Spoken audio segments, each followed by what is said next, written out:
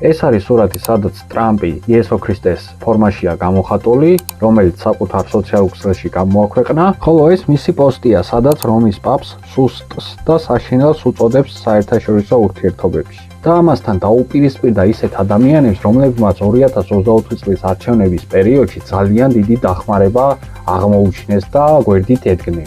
ესენი არიან ტაკერ კარლსონი, მეგინ კელი, კენდენს ოუენსი და ალექს ჯოუნსი, რომლებსაც დაბალი ინტელექტის ადამიანები უწოდა და შეამკო სხვადასხვა საინტერესო ეპითეტებით. ნახეთ, ტრამპი არის ნამდვილი შოუმენი პოლიტიკაში. აგერ ვიდეო მისი სიგიჟეების. თუმცა, აქ არის კიდევ ერთი დეტალი. სულ არაა გამორიცხული, რომ მსგავსი ემოციური განცხადებები მის ძალიან დიდ პრობლემებზე მიუთითებდეს. პირველი ესაა ცხადია ირანთან ომი, რაზეც ოდნავ მოგვიანებით მოგაწვდით ბოლო ინფორმაციას. და მეორე ეს არის შუალედური არჩევნები, რომელიც 3 იანვარს უნდა ჩატარდეს ამერიკის შეერთებულ შტატებში. ხოლო დონალდის მდგომარეობა საგანგაშოა. მისი რეიტინგი დამოუკიდებელ ამომრჩევლებს შორის ისტორიულ მინიმუმამდე არის დაცემული. მისი მოწონების მაჩვენებელი -45 პუნქტს შეადგენს, რაც იმაზე გაცილებით დაბალია, ვიდრე რიჩარდ ნიქსონის მაჩვენებელი უოტერგეიტის სკანდალისას, ან ჯორჯ ბუშის მაჩვენებელი ერაყის ომისა და ეკონომიკური კრიზისის პერიოდში. ანუ ბევრი რო აღარ ვისაუბროთ, დიდი ალბათობით რესპუბლიკელები შუალედურ არჩევნებს წააგებენ. რაც იმას მიუთითებს, რომ ტრამპის ძალაუფლება ერთიორად შეიზღუდება. მეტიც, თუ ზედა პალატაში გაიმარჯვებენ დემოკრატები საკმაოდ დიდი ხმებით, არის იმის ალბათობაც, რომ საერთოდ იმპიჩმენტი მოხდეს დონალდ ტრამპის. ტრამპი ერთ-ერთი იმ იშვიათთაგანი პოლიტიკოსია, რომელიც ერთ გამოსვლაში შეიძლება ამბობდეს ორ ურთიერთსაწინააღმდეგო წინადადებას. მაგალითისთვის, ირანში ომი მოვიგეთ, მაგრამ ოპერაცია გრძელდება და ასე და ასე შემდეგ. ეს მას ახასიათებს. ვინაიდან როგორც აღვნიშნე არის შოუმენი, თუმცა აქ არის ერთი ძალიან საინტერესო მომენტი. ჩემი გამოცდილებით, რომელიც წლებია საერთაშორისო პოლიტიკას აკვირდება, სავარაუდოდ ტრამპის გადაწყვეტილებები ეფუძნება გარკვეულ ხედვებს, თუმცა კონკრეტული მკაფიო გეგმა ნაკლებად არსებობს ქვეყნის მართვის. ამას ადასტურებს ეს ვიდეო. So just a yes or no, you still do not have a plan. I have concepts of a plan. I'm not president right now. კარგით, მაგრამ რა გააკეთა ტრამპმა ყველაზე არაორდინალური, რაც შეიძლება საერთოდ ნებისმიერ პოლიტიკოს განეხორციელებინა.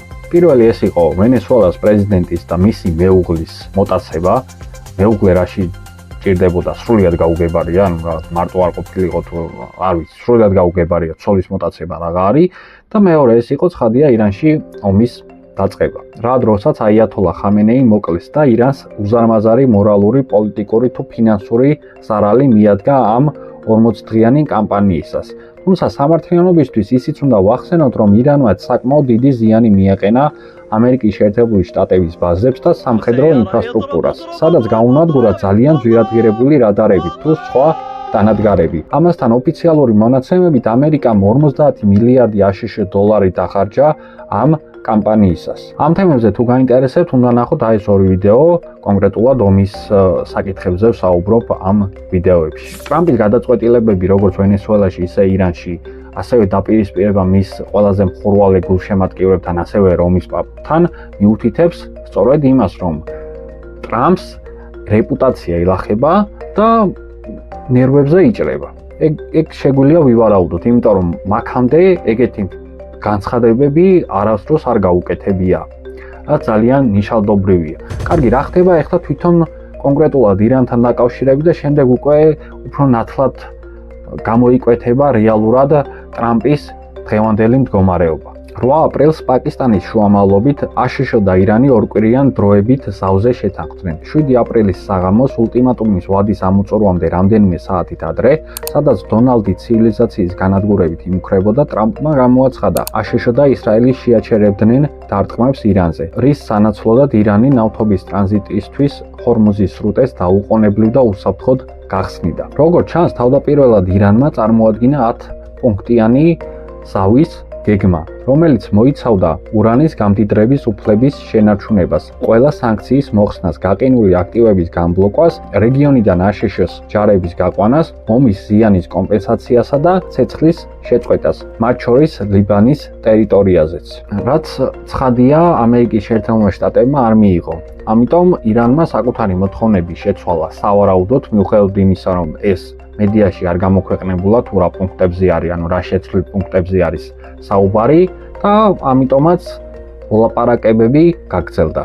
უბრალოდ დაიწყო. თავის მხრივ ამერიკამ საკუთარი 15 პუნქტიანი გეგმა წარადგინა, რაც ბირთვული იარაღის აკრძალვას, მაღალგამდიდრებული ურანის გადაცემასა, ბალისტიკური რაკეტების წარმოების შეზღუდვას და პროქსი ჯგუფების დაფინანსების შეწყვეტას ითვალისწინებდა. ორივე მხრიდან ცხადია მაქსიმალური მოთხოვნების წაყენება მიმდინარეობდა, ვინაიდან ეგ დიპლომატიაში ჩვეულებრივი ამბავია, ისე როგორც ყოველდღიური ცხოვრების მოლაპარაკებისას ორივე მხარე ცდილობს, რომ მაქსიმალური რაღაცები მოითხოვოს თავიდან, თუმცა მერე უკვე ნელ-ნელა საშუალო დონემდე ჩამოდის ეს მოთხოვნები და რაღაცებს თმობენ, რაღაცებს უკვე აღარ თმობენ. ეს უკვე წითელი ხაზების მიხედვით ხორციელდება. ისლამაბადში 11-12 აპრილს გაიმართა მოლაპარაკებები. 21 საათიანი მარათონის შემდეგ მხარეები ვერ შეთანხმდნენ ბირთვულ პროგრამაზე. როგორც ტრამპმა განაცხადა, ირანს არ სურს უარი თქვას ბირთვულ ამბიციებზე. ამ ეტაპზე ზავი კვლავ ძალაშია, ანუ ის ორკვირიანი და ის თავდება 22 აპრილს. მოლაპარაკებები როგორც კი ჩავარდა, ტრამპმა გამოაცხადა ჰორმუზის სრუტის ბლოკადა. ანუ მარტივად რო ვთქვა, რა ხდება? ირანი ხო არავის არ ატარებდა ჰორმუზის სრუტიდან მოკავშირეების გარდა, ჩინეთი და სხვა რამდენიმე ქვეყანა იგულისხმება და მერე უკვე ეგ ბეტრული სრუტე ტრამპის მხრიდანაც ორმაგ ბლოკადაში მოექცა. ანუ ერთ მხარეს არის ირანის ბლოკადა, მეორე მხარეს არის ამერიკის შეერთებული შტატების ბლოკადა, სხვათა შორის მემიც ვრცელდება მაგ თემასთან დაკავშირებით, სუნძის ომის ხელოვნება არსებობს და აგერ ტრამპის სურათი, ეს არის დააპგრეიდებული ომის ხელოვნება, საინტერესო მემი არის. ირანი კი დღეში დაახლოებით მარტო ნავთობისა და ნავთობპროდუქტების ექსპორტის გაჩერების გამო 276 მილიონ $დოლარს კარგავს. ამ ტრამპის ბლოკადის გამო ყველაფერი თითქოს იქითკენ მიდიოდა, რომ ომი უნდა გაგრძელებულიყო. ტრამპმა ისიც კი განაცხადა, რომ მის ნებაზე რომ იყოს ირანის ნავთობს ხელში ჩაიგდებდა, თუმცა ამერიკის მოსახლეობას სხვა მოტივები ამოძრავებთო. ნახეთ აქ რომ გაიგოთ უკეთესად თუ რაზე არის საუბარი, რაც უფრო მეტად ჩაეფლობა ამერიკის შეერთებული შტატები ამ ომში და რაც უფრო მეტად გაიწელება, ტრამპის რეიტინგი ერთიორად შემცირდება. შესაბამისად, შანსი იმისა, რომ რესპუბლიკელები რამეს იზავენ შუალედურ არჩევნებზე, ფაქტობრივად არის 0-ის ტოლი. ამიტომ ტრამპს ესაჭიროება ძალიან სწრაფად ამ კონფლიქტის მოგვარება, თუ არჩევნებზე სურს რაიმეს მიღწევა. მეტიც, გრძელვადიანი ომის იდეა ძალიან არაპოპულარულია ამერიკის შეერთებულ შტატებში, წინარე გამოცდილებების გამო, ერაყი და ავღანეთი რადგირს მარტო. ამიტომ დონალდს მეტი გზა არ აქვს, ძალიან მალე უნდა დაასრულოს ომი, მაგრამ ამერიკამ და მან სახე უნდა შეინარჩუნონ. სხვანაირად მის რეპუტაციას ძალიან დიდი ზიანი მიადგება. მეტიც, ის დაახლოებით 80 წლისაა და ფაქტობრივად ერთი ფეხი უკვე სამარეში უდევს. ამას იმიტომ ამბობ, რომ მისი მთავარი მოტივი, როცა პრეზიდენტი გახდა მეორეჯერ, იყო მშვიდობის მყოფელის როლის მორგება, მათ შორის ნობელის პრემიის მოგება და რაღაც კეთილად წასვლა ამ ქვეყნიდან, თუმცა ჯერჯერობით ეგ ნაკლებად გამოსდის. მიუხედავად იმისა, რომ თვითონ იბრალებს, რომ 8 ომი უკვე დაასრულა მთელ მსოფლიოში. სწორედ ამიტომ ეხლა უკვე ყველაფერი მიუთითებს, რომ შეთანხმება ძალიან ახლოსაა. ამერიკა ირანის შეთანხმების შემდეგ ყველას გემახსოვრებათ, რომ ირანი ჩიოდა ლიბანშიც უნდა შემწყდარიყო ცეცხლი,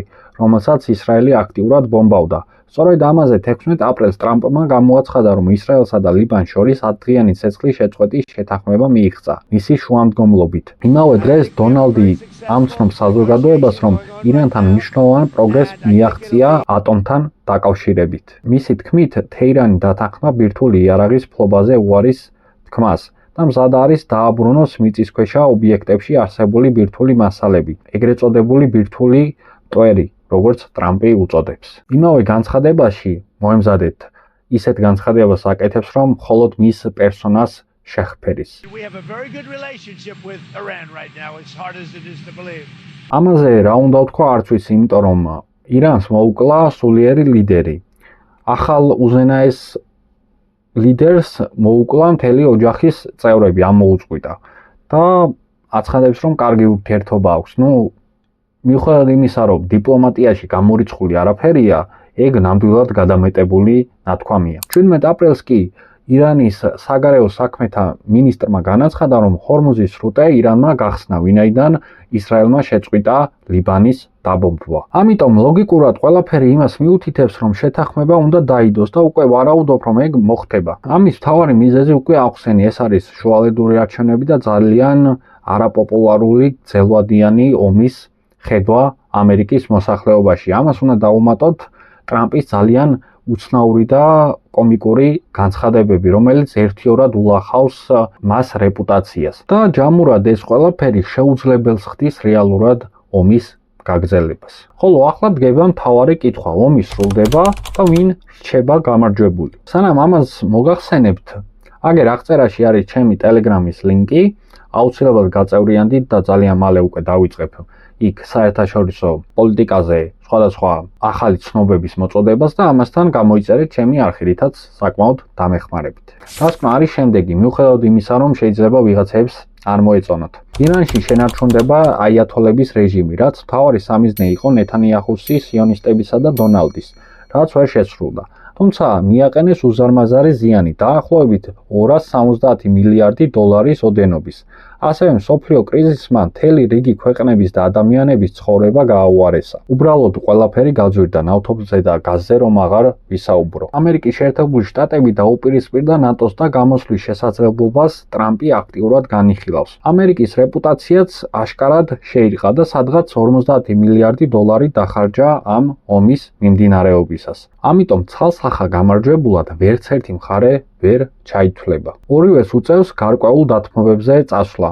ირანს მოუწევს, რომ ბირთვული მასალა გადასცეს ამერიკის შეერთებულ შტატებს ან სხვა ქვეყანას. ხოლო თეთრი სახლი უნდა შეეგუოს ირანის ამჟამინდელ რეჟიმს და ასევე ირანს მოუხსნას სანქციები. ამერიკა მიაღწევს დასახული მიზნებიდან მხოლოდ ერთს, გამდიდრებული ურანის ბოლომდე გატანას ირანიდან. ხოლო ირანი ამის სანაცვლოდ მიიღებს ფულს, ანუ სანქციებს მოუხსნიან.